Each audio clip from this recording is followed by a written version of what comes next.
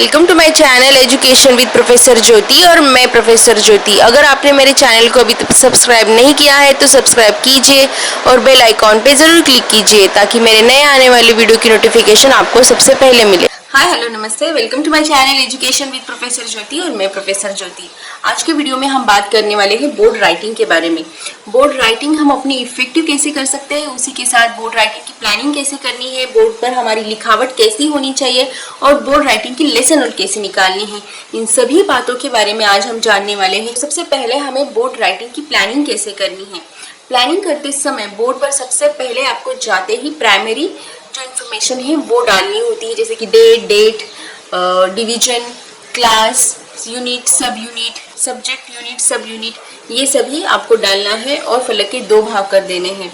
ये हो गई आपकी प्राइमरी प्लानिंग। जैसे प्राइमरी प्लानिंग आप कंप्लीट कर लेते हो, आगे फिर आपको बोर्ड की प्लानिंग करनी होती है। यानी बोर्ड के जो हमने 2 भाग किए हुए हैं, तो बोर्ड के राइट साइड में जो है वो हमें वहाँ पे लिखना है पॉइंट्स। अगर न्यू वर्ड्स है तो न्यू वर्ड्स, पॉइंट से रिलेटेड कुछ सेंटेंस इंफॉर्मेशन वो हमें लिखनी है। यानी जो भी जरूरी चीजें हैं वो सब हमें राइट साइड में लिखनी है।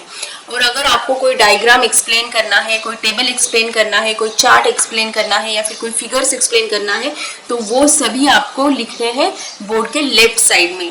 जब भी आप ये सभी होगा, आपका कंटेंट कैसा है, कौन सा सब्जेक्ट आप पढ़ा रहे हो और उससे रिलेटेड कैसे डायग्राम है, उसके हिसाब से आपको बोर्ड को प्लान करना है। ये हो गया आपका पूरा बोर्ड का प्लानिंग। उसके बाद आपकी लिखावट कैसी होनी चाहिए।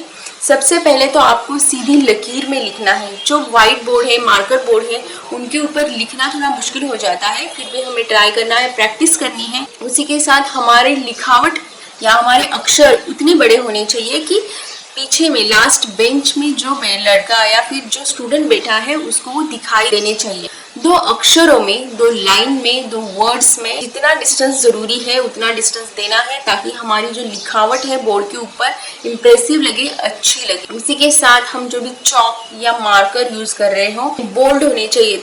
आप जो भी लिखते हैं उसमें कोई भी ग्रामेटिकल की मिस्टेक नहीं होनी चाहिए। पॉइंट टू पॉइंट आपको बोर्ड के ऊपर लिखना है, यानी कि जो भी कंटेंट आप एक्सप्लेन कर रहे हो उसके पॉइंट्स वहाँ पे बच्चों को दिखने चाहिए। न्यू वर्ड्स है या फिर हार्ड वर्ड्स है तो वो आपको बोर्ड के ऊपर लिखने हैं। ये सभी चीजें आपको करनी होती है ताकि आपने जो भी सिखाया है वो बच्चों को ज्यादा से ज्यादा अट्रैक्टिव लगे और इम्प्रेसिव लगे।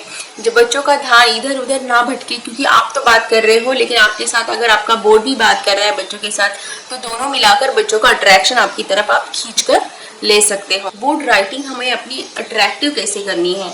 सबसे पहले आप फलक पर लिखोगे तो आपको, अगर चॉक का फलक है या फिर मार्कर का भी है, तो आपको मल्टी कलर यूज करने हैं।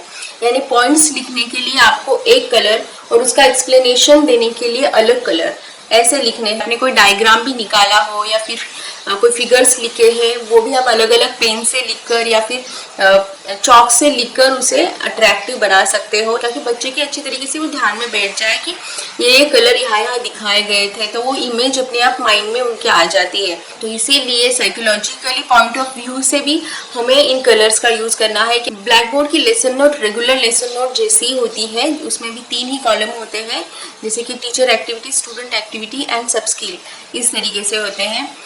तो उस लेसन नोट में आपको ब्लैक बोर्ड निकालना होता है और ब्लैक बोर्ड के ऊपर आप जो जो लिखने वाले हो, डायग्राम भी है या फिगर्स है, जो जो आप निकालने वाले हो, चॉक कैसे यूज करने वाले हो, वो उसी तरीके से आपको लेसन नोट के ब्लैक बोर्ड के ऊपर लिखना होता है।